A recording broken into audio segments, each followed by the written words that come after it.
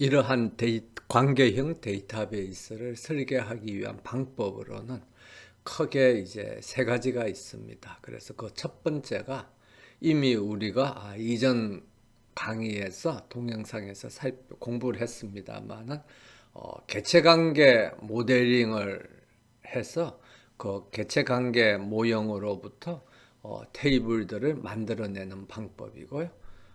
그 다음에 이제 두 번째가 하고 세 번째는 오늘 이 동영상에서 이제 보다 자세히 이제 처음으로 공부하게 될 분할에 의한 정교화와 그 통합 알고리즘을 사용해서 이제 데이터베이스를 설계하는 방법입니다.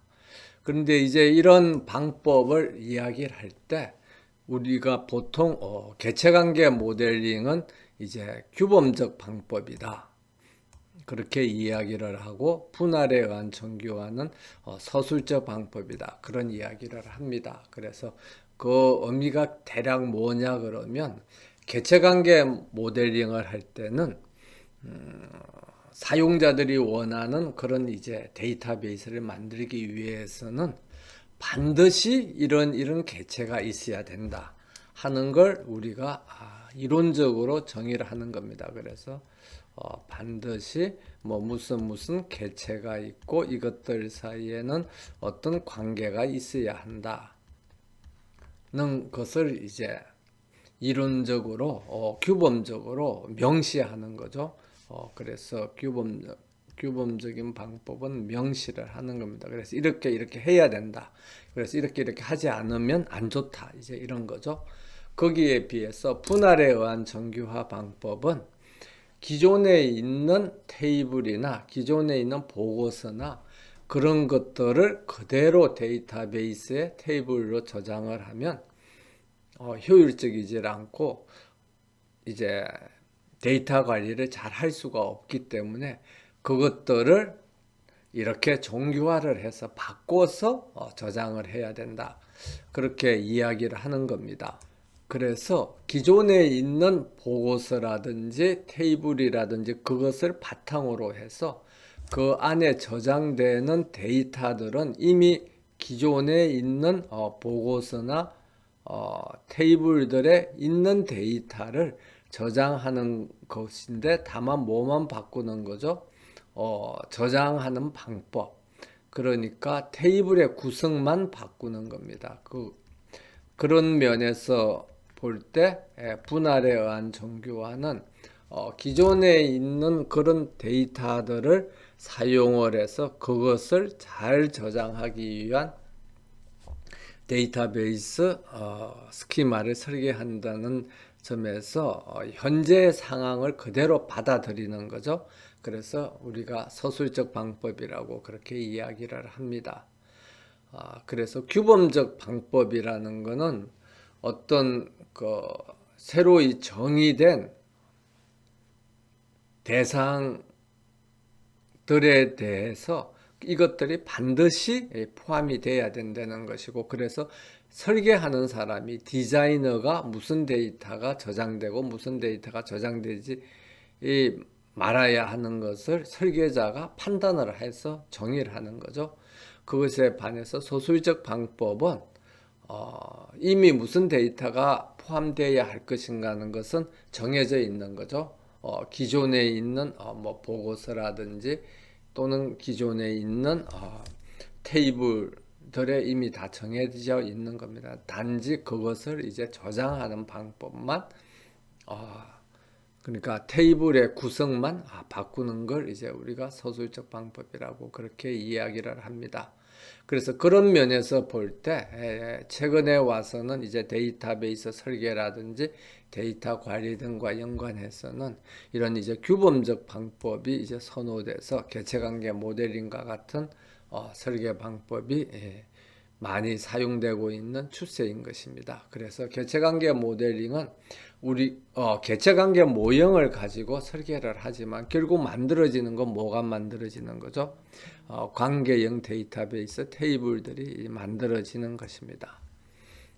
그리고 분할에 의한 정교화는 처음부터 원하는 데이터들이 어떤 테이블 형태로 저장되어 있다고 가정을 하고, 다만 그 시작하는 테이블이 정규화가 된 그런 이제 테이블이 아니니까, 다른 말로 하면 제3 정규형이 아닌 테이블들로 시작해서 그것을 제3 정규형 테이블들로 바꿔주고, 그렇게 함에 있어서 최소한의 테이블들로 데이터베이스가 이제 설계되도록 그렇게 현재의 테이블을 분할에 의해서 정규화해 가는 방법을 이제 분할에 의한 정규화라고 그렇게 이야기를 합니다. 그래서 현실적으로 가장 많이 사용되는 건 이제 이 두 가지 방법을 혼용해서 쓰는 거죠. 그래서 뭐 개체관계 모델링을 해서 데이터베이스를 만들고, 또는 기존에 이미 테이블들이 있는 경우에는 그걸 분할에 의해서 정규화하고, 그래서 뭐 상황에 맞게 두 가지 방법을 가장 많이 사용을 합니다. 그리고 이제 세 번째 방법의 통합 알고리즘은 만약에 우리가 모든 데이터들 사이에 함수 종속성을 다 알고 있다 그러면 그 함수 종속성으로부터 정규화가 된 테이블들을 이론적으로 찾아낼 수 있다는 것입니다. 그래서 세 번째 방법은 개체라든지 관계라든지 테이블이라든지 이런 것으로부터 시작하는 게 아니라 뭘로부터 시작하는 거죠? 함수 종속성으로부터 시작해서 모든 데이터들 사이에 함수 종속성을 우리가 알고 있다고 가정했을 때 그런 함수 종속성을 가장 잘 반영하는 최적의 데이터베이스 스키마를 도출하는 방법이 함수 종속성을 사용한 통합 알고리즘이라고 그렇게 이야기를 합니다. 그러면 개체 관계 모형을 이용한 관계형 데이터베이스 설계 방법을 이제 다시 한번 복습하는 의미에서 살펴보겠습니다. 이미 그 개체관계 모델링을 공부를 할 때 다 공부를 했기 때문에 이번에는 이제 요약해서 복습하는 관점에서 이제 살펴보면요. 첫 번째 개체관계 모델링을 하면 예를 들면 뭐 MySQL의 워크벤치에서 Extended ER 모델링을 하면 그걸로부터 뭐가 만들어지는 거죠? 테이블들이 만들어집니다. 그냥 자동으로 만들어져요. 그래서 손으로 모델링을 할 때는 개체관계 모델링을 하고 그걸로부터 개체 테이블과 관계 테이블을 직접 수작업으로 이렇게 도출을 하는 것에 반해서 뭐 워크벤치와 같은 그런 자동화된 도구를 우리가 사용을 하면, 그러니까 자동으로 테이블들이 만들어지는 거죠. 그러니까 테이블에는 뭐 사실은 개체 테이블이나 관계 테이블이나 이런 뭐 말이 없습니다. 그런데 의미적으로 이 테이블은 어떤 개체에 있는 데이터를 저장하기 위한 테이블이고, 이 테이블은 어떤 관계에 있는 데이터들을 저장하기 위한 테이블이고 라는 거죠. 그래서 그런 의미라는 것입니다. 그래서 그렇게 해서 테이블들이 만들어지면 사실 이제 데이터베이스 설계가 여기서 끝나는 거죠.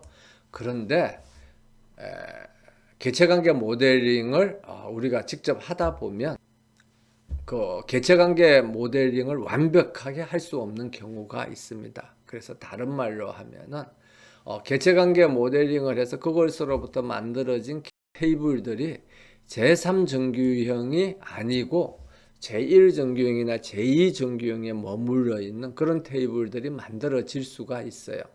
그럼 그런 테이블들을 찾아내서 그것들을 이제 정규화를 합니다. 그래서 정규화를 하는 방법은 그 테이블을 보고 이게 이제 제3정규형이 아니니까 조금 있다가 다시 이제 뒤에서 이야기할 분할에 의해서 그 테이블을 제3정규형으로 이제 바꾸는 거죠. 바꿔서 그 제3정규형으로 만들 수도 있고, 또는 이게 왜 제3정규행이 아닌 테이블이 만들어졌지? 그럼 그렇게 만들어진 이유는 뭡니까? 개체관계 모델링이 잘못된 거거든요.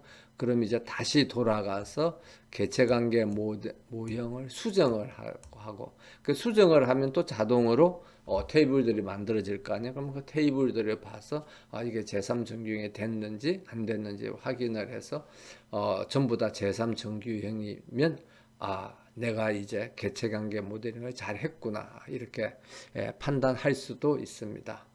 그래서